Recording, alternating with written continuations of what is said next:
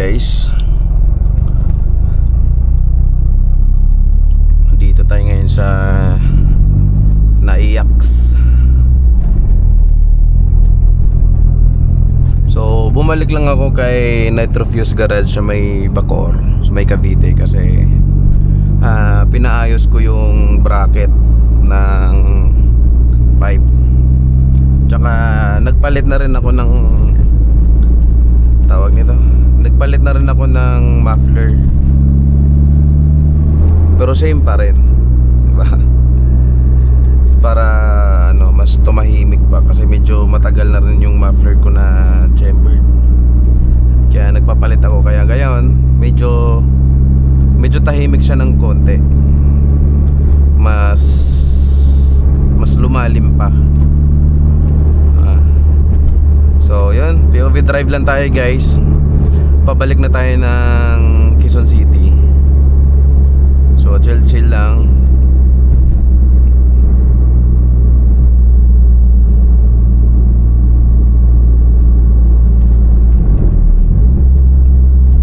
So kaya naman binalik ko sa kanila doon, kasi yung pipe ko, mayroong isang bracket na hindi nila naibalik nung nakaraan.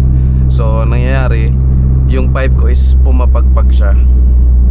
Kahit nasa nasa asfalto ako, yung pipe ko is pumapagpag.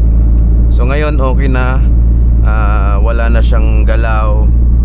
Pag kumambyo ko, wala na rin siyang galaw. So thank you so much Nitrofuse Garage, kasi goods ang kanilang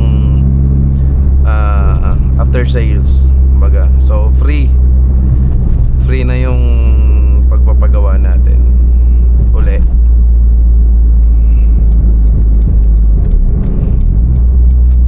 So yun, Skyway tayo.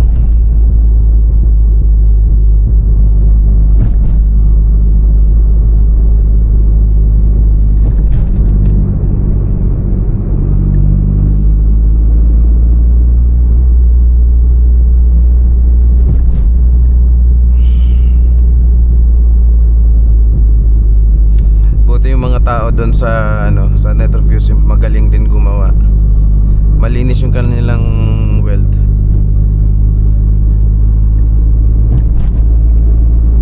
Yan guys, pabalik na tayo ng Quezon City.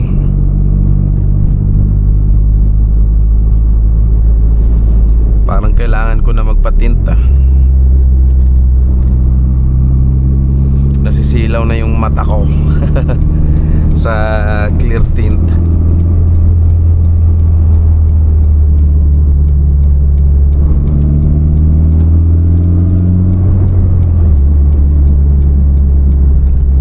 So yan guys, chill lang naman yung natin.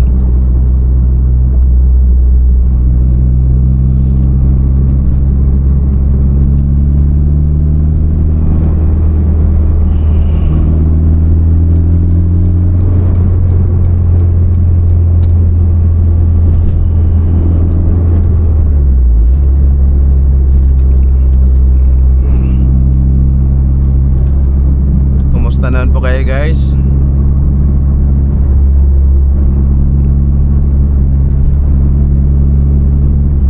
Buti hindi nag-uulan ngayon, no?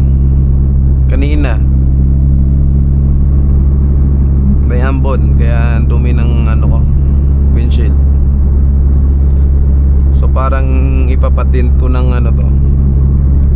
Nasisilaw yung mata ko.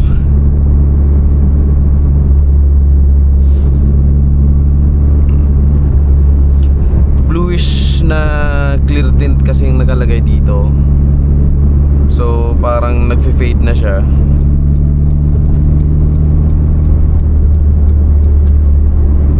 Pero hindi naman siya mainit. Yan ang aircon natin, naka number 1 lang tayo.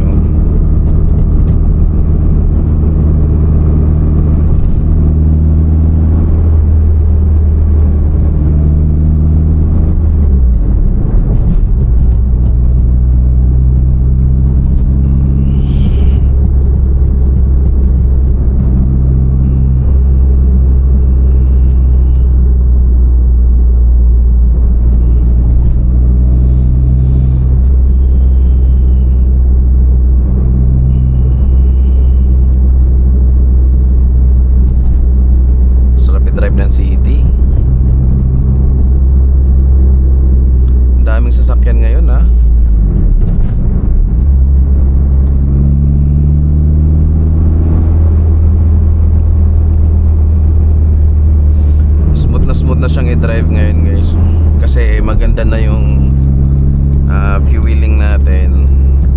Maganda na rin yung ating exhaust. Hindi nasakal yung turbo natin, kaya yun, maganda na yung flow.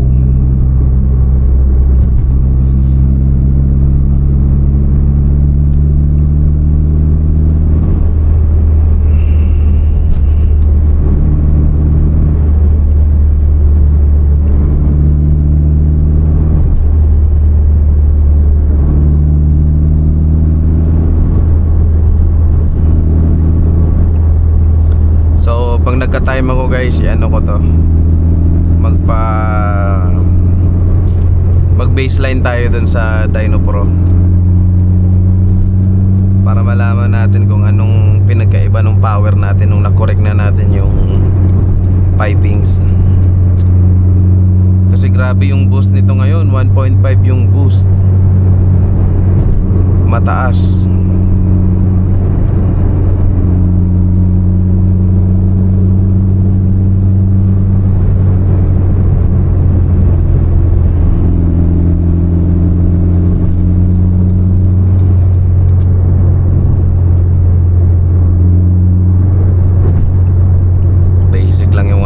Natin dito, chill.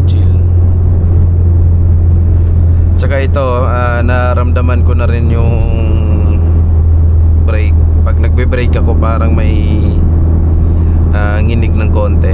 So kailangan nating ipa-reface yung ating rotor. Tapos water pump, medyo maingay na yung bearing ng water pump. Kailangan ko na rin siyang papalitan. So abangan nyo yan sa mga iba-vlog ko, yung pagpalit natin.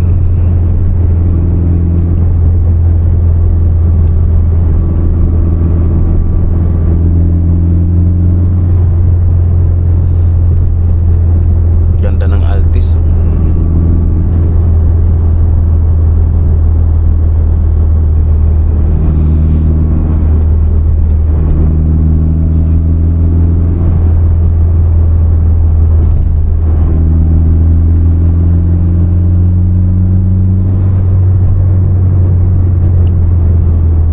Nag-brake ako, parang ramdam dun sa pedal na hindi siya smooth. Kumbaga parang hindi na ganun ka-flat yung surface ng rotor disc natin.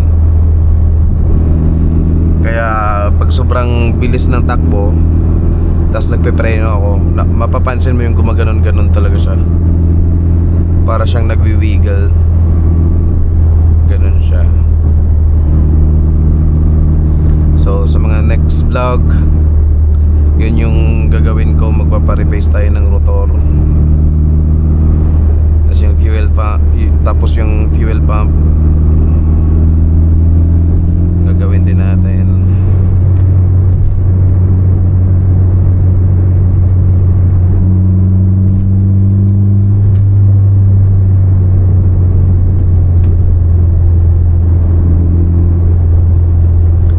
Buti nga dito sa stage 3, tinaas na nila yung maximum speed limit. From 60, ginawa na nilang 80. Kasi yung 60 talaga medyo sobrang mabagal yun para dito.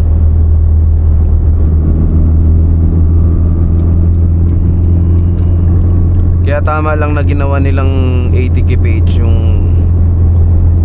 speed limit dito sa taas.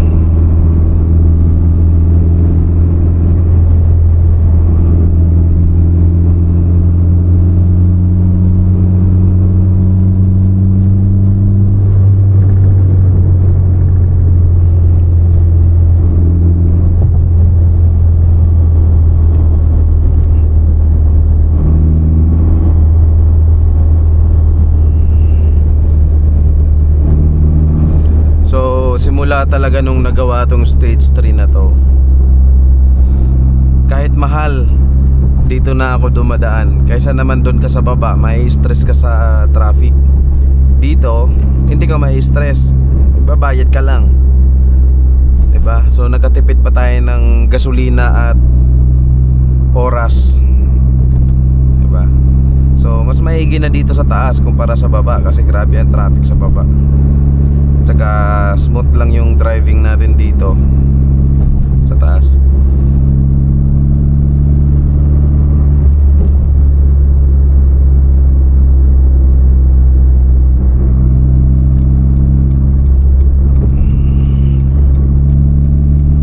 Ganda ng panahon ngayon, ah. Range Rover. Ganda, oh.